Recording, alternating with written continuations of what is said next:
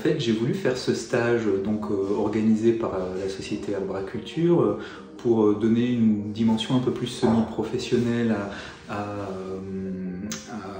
mes connaissances, je dirais, peut-être aussi dans l'optique de pouvoir accompagner et aider, soit créer quelque chose, des ateliers par moi-même, parce que j'ai eu l'occasion, on m'a déjà sollicité plusieurs fois, et ce stage me semblait être une opportunité pour approfondir mes connaissances dans ce domaine.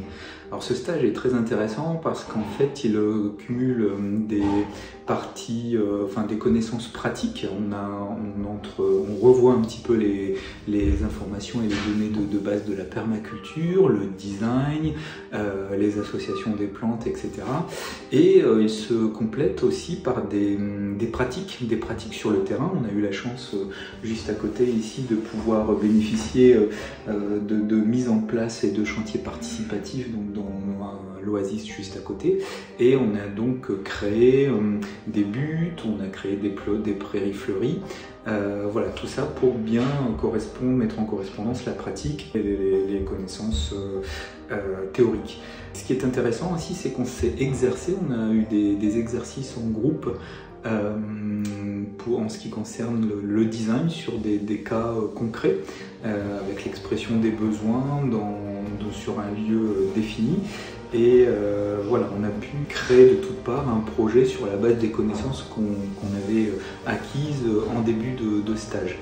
Alors ce qui est intéressant aussi dans cette formation, c'est l'énergie du groupe, parce qu'on est un groupe d'environ une dizaine de personnes, et voilà, d'horizons tous différents, et finalement on s'aperçoit qu'on est un petit peu tous issus de la même famille, et en tout cas on a les mêmes sensibilités, et le partage est intéressant, et l'énergie de groupe est intéressante aussi pour, notamment dans le cadre des ateliers participatifs, où on voit qu'en très peu de temps on réalise des choses, et que avec le collectif, l'homme peut faire de grandes choses. Alors par rapport à mon projet, je dirais que j'ai aujourd'hui des idées qui ne sont pas encore très bien définies. Ce que ça m'a apporté, c'est par exemple voilà, la posture à adopter. Quelle est la posture d'un encadrant, d'un animateur de ce type d'atelier? Louis nous présente un petit peu cette posture et les choses à prévoir, à organiser, à anticiper. Et puis on voit bien aussi les différentes étapes pour lancer le projet.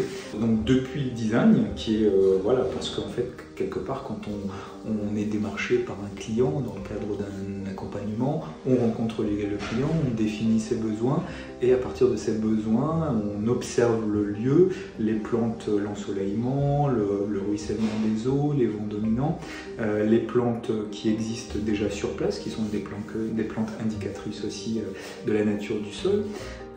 Et puis en fonction de toutes ces données, on peut réaliser un design voilà, qui est le point de départ en fait de la création du projet. Donc toutes ces étapes-là sont abordées et permettent de bien, je dirais, anticiper et de bien avoir en tête ces étapes qui vont jalonner le projet.